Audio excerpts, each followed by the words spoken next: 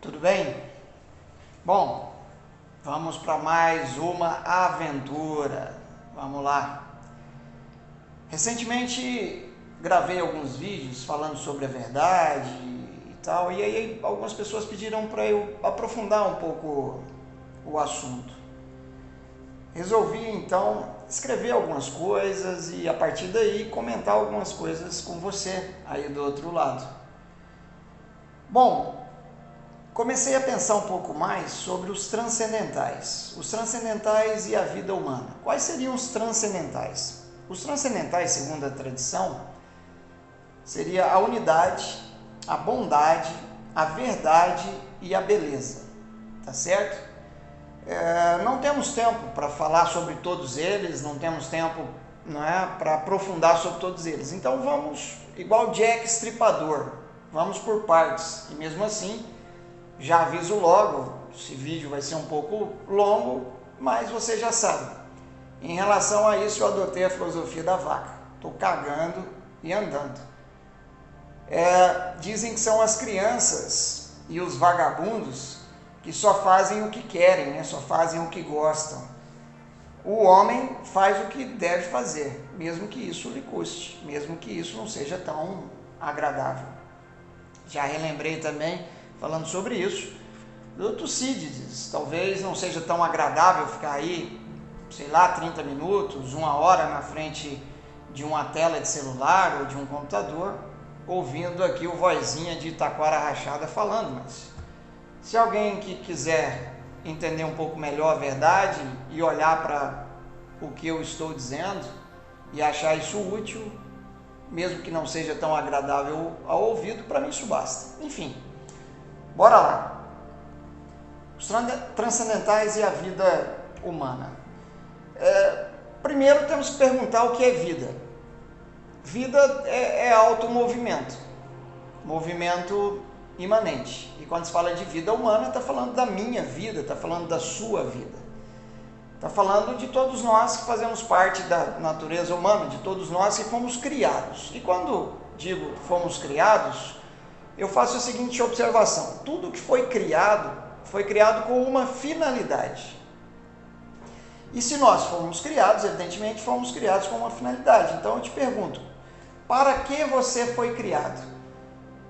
Quem é o homem e qual a finalidade dele? Muitos dizem que o objetivo para o qual fomos criados, o que nós chamamos de fim último, é a felicidade. Nós também já falamos em outros vídeos um pouco sobre isso. Então, felicidade, fim último, ou para quem acredita, fomos criados para Deus.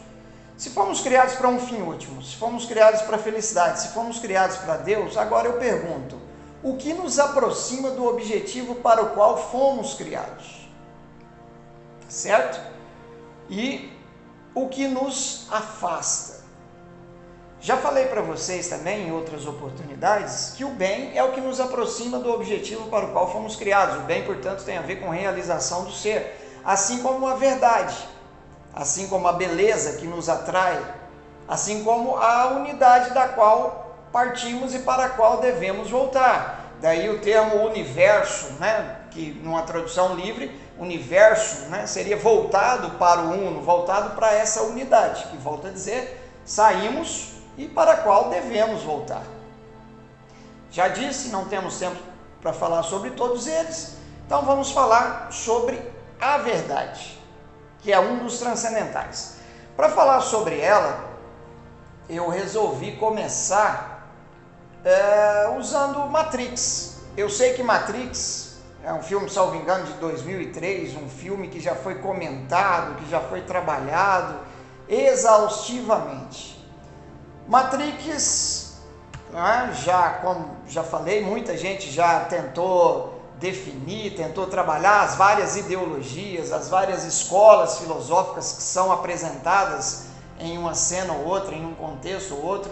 Então isso, né, já muita gente já comentou isso, mas eu quero pegar a partir de um contexto.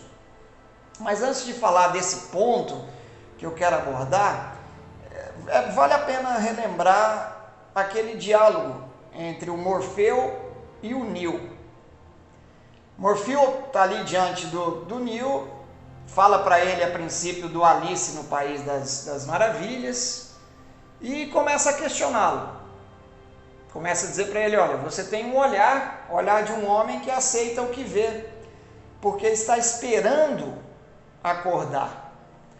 Você sabe de algo, não sabe definir o que é, não sabe exatamente o que é, mas sabe que existe, você não consegue explicar, mas você sente isso. Eu chamaria esse sentimento de o grito do ser.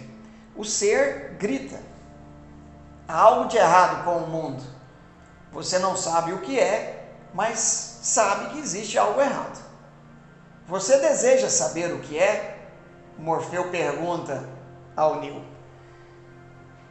E aí ele menciona a Matrix, que muitas pessoas talvez assistiram o filme e ficaram presos, talvez só aquelas cenas de ação, que à época não eram mirabolantes, sem dúvida nenhuma marcou o cinema. Mas, então ele começa a falar sobre a Matrix. A Matrix é uma mentira, diz ele. Está em todo lugar, está à sua volta. E a gente olhando para o nosso mundo, às vezes temos essa sensação. Não em relação à Matrix em si, mas a mentira. Parece que a mentira nos envolve, nos circunda, onde quer que a gente vá.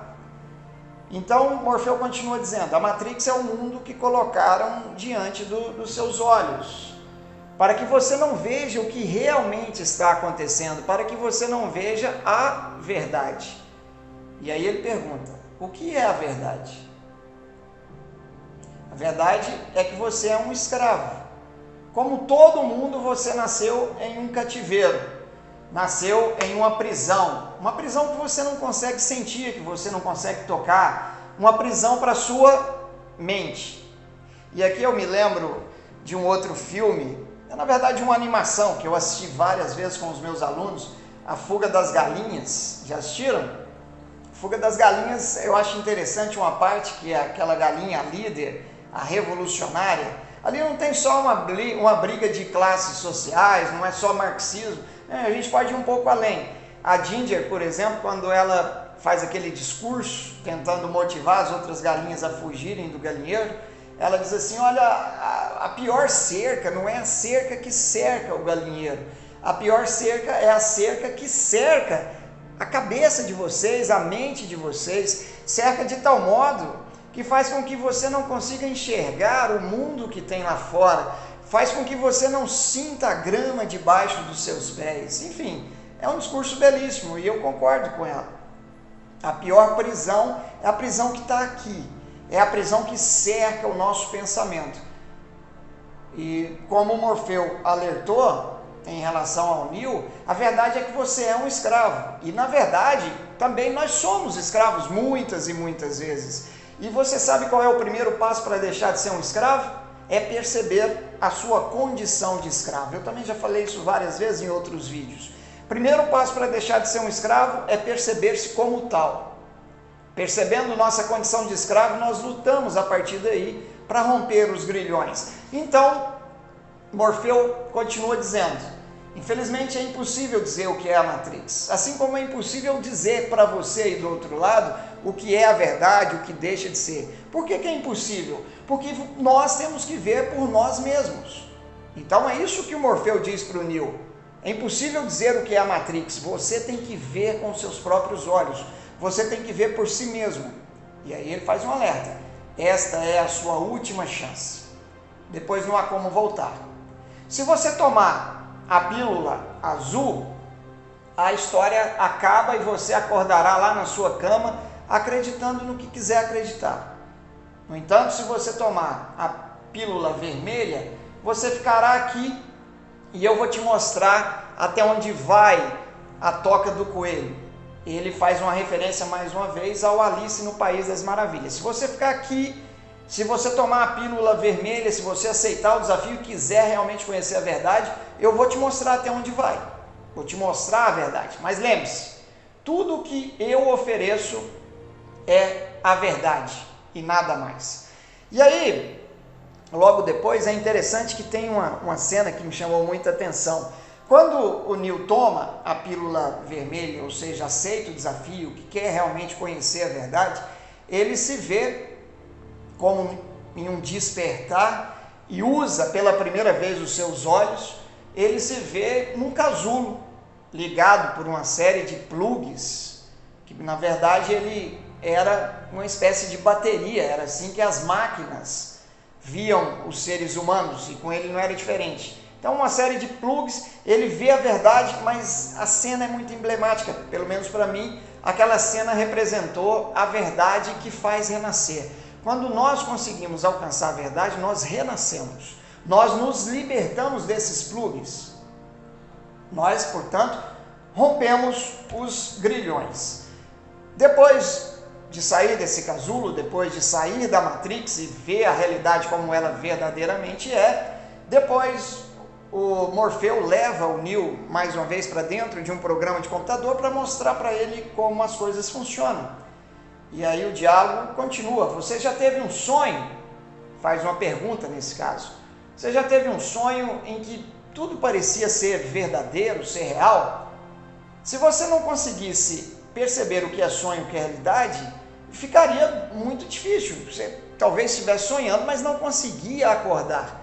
E não conseguia, portanto, distinguir o que é real do que é verdadeiro. Então, como saber o que é real e o que é falso?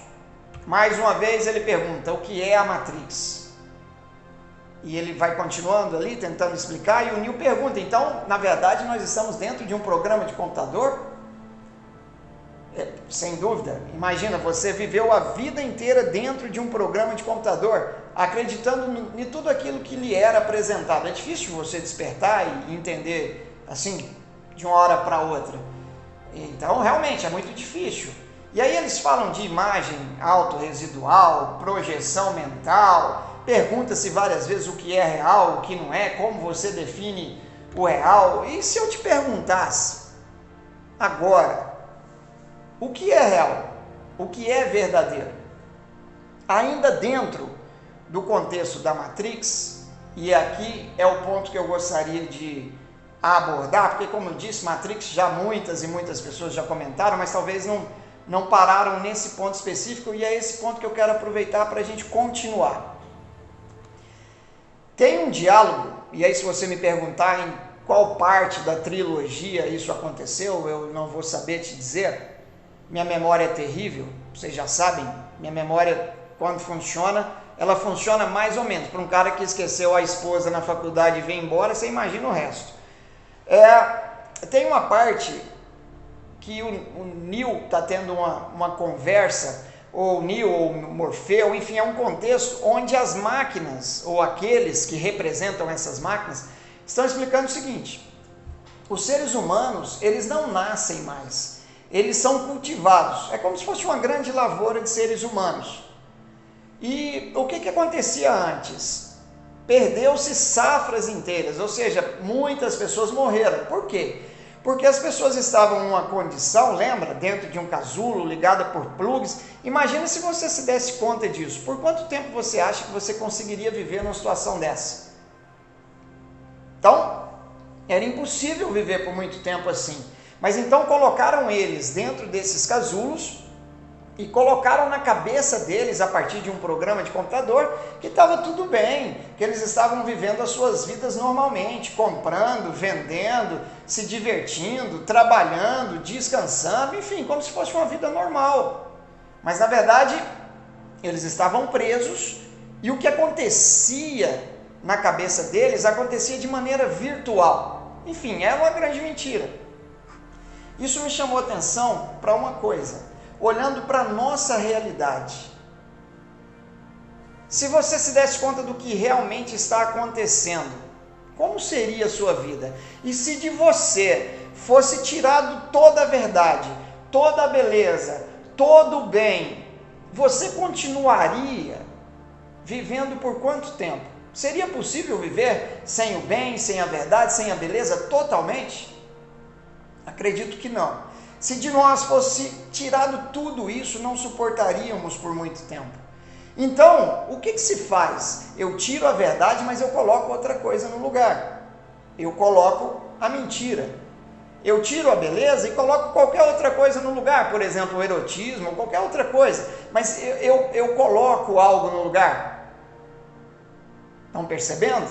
Eu tiro o bem e coloco outra coisa, por exemplo, o prazer. Porque se de mim fosse retirado todo o bem, toda a verdade, toda a beleza, eu não suportaria. Então, muitas vezes é colocado uma mentira no lugar. E no caso da Matrix, isso vai além, porque ela também funciona como controle. Um mundo virtual que funciona como controle. Controle para quê? Para nos controlar. E é diferente, olhando para a nossa realidade, eu não vejo tanta diferença assim. O que você acredita ser a verdade é realmente a verdade? O que você acredita ser o bem é realmente o bem? É importante pensar sobre isso. O que você acredita ser a beleza é realmente a beleza? E aí eu me lembro de um dos grandes vilões daquela primeira parte dessa trilogia, na verdade eu não me lembro o nome dele, que ele trai os seus amigos. E aí, conversando com as máquinas, a partir, mais uma vez, eu repito, dos seus representantes, o agente, não é? A personificação do mal, no caso, e ele pergunta, né, por que eu tomei a pílula vermelha, por que eu não tomei a pílula azul, agora eu estou comendo aqui esse bife, eu sei que é uma mentira, mas eu como, a Matrix me diz que está saboroso, que está delicioso, mas eu sei que é mentira. E após todos esses anos eu percebi que a ignorância é maravilhosa. E esse camarada me fez relembrar de outros camaradas, por exemplo, John Lennon, que em uma de suas letras escreve o seguinte: a ignorância é uma espécie de bênção, quem ignora não sofre. E aí eu não sei se é plágio ou não, porque eu não conheci o Raul Seixas tão bem, mas o Raul Seixas, ele diz o seguinte: pena não ser burro, não sofria tanto. Ou seja, se eu fosse burro, se eu fosse um completo ignorante, eu não sofreria tanto por tudo que está acontecendo. No entanto, eu me lembro de um poeta, que na verdade, não sei o nome, eu vi isso escrito uma vez numa parede de uma locadora, diz assim: a vida, não é, às vezes passa, a gente nem percebe, mas se você olha para um barco e vê lá um barco ancorado em seu porto, se ele tivesse sentimento, com certeza esse barco se sentiria muito mais seguro, muito mais confortável nesse porto. Não obstante, não foi para isso que o barco foi criado. Por mais que o barco se acomode, por mais que ele se sinta seguro, ancorado em seu porto, não foi para isso que ele foi criado. Ele foi criado para navegar. Por mais que o mar seja desafiador, por mais que o mar seja uma aventura, foi para isso que ele foi criado. Então é preciso enfrentar essa aventura, é preciso enfrentar esse desafio, por mais que isso lhe custe a vida. É isso que dá sentido à existência do barco. Me lembro de Sócrates que dizia: a vida não examinada não é digna de ser vivida, a vida não examinada não vale a pena ser vivida. Por mais que você se sinta acomodado, confortável na ignorância, não foi para a ignorância que você foi criado. Você foi criado para a verdade. Sócrates também diz: mais vale um homem que está permanentemente inquieto e, portanto, infeliz. Mas ele está infeliz porque está buscando a verdade, ele está permanentemente inquieto, procurando a verdade. Mais vale esse homem infeliz, inquieto, porque está permanentemente procurando a verdade, do que um porco satisfeito. Falando sobre tudo isso, eu me lembro também de um dos mitos mais conhecidos aqui no Ocidente, o mito da caverna, escrito por Platão. Se você olha para o mito da caverna, você vai perceber que ali existem, apontados por Platão, diversos graus em que ontologicamente se divide a realidade. A gente pode falar dos gêneros, do ser suprassensível e do ser sensível. Você pode falar, por exemplo, das sombras, das estátuas, do muro que divide um mundo e outro, você pode falar da crença, você pode falar da imaginação, você pode falar da verdade. A verdade. A vida, na dimensão dos sentidos, na dimensão do sensível, é a vida dentro da caverna, é uma vida de sombras. Se você olha para a vida pura, plena, uma vida na plenitude da luz, portanto uma vida fora da caverna, você está falando de uma vida na dimensão do espírito. Você está falando da libertação das algemas, você está falando da contemplação do bem, você está falando da contemplação da verdade, você está falando da contemplação da beleza, você está falando da contemplação do eterno, do divino.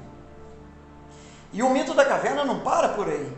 O mito da caverna ainda aponta para o que o Platão chama de filósofo político.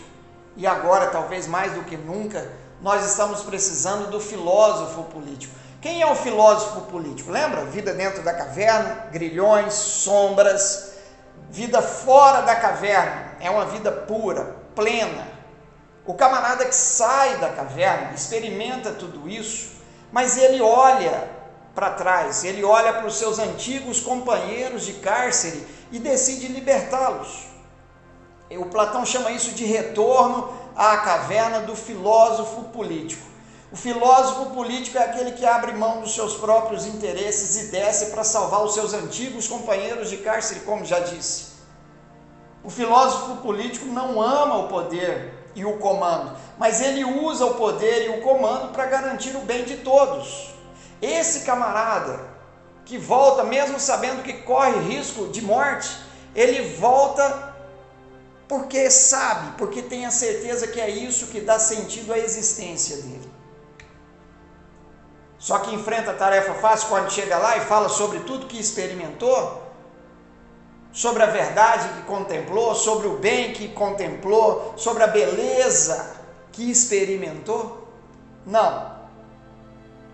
Platão nos leva a acreditar que ele é até mesmo morto, por insistir nisso.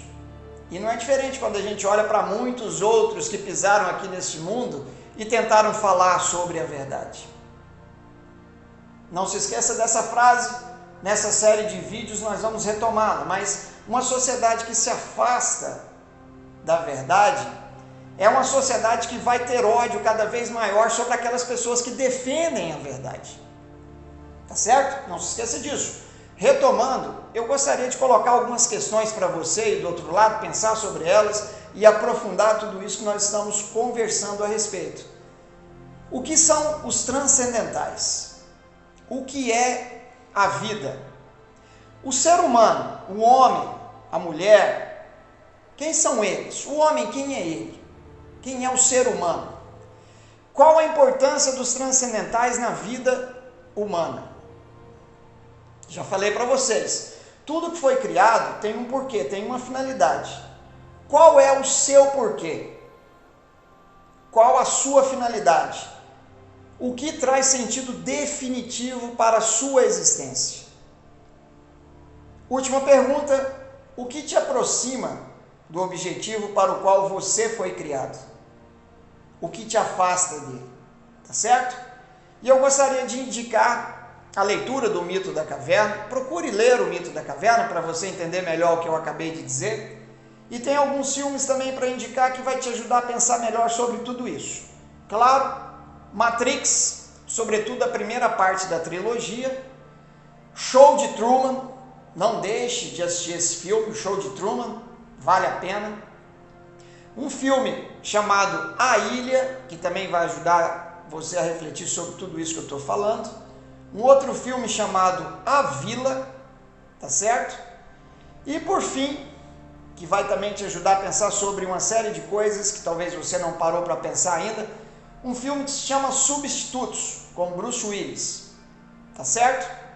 Muito obrigado pela companhia, até a próxima!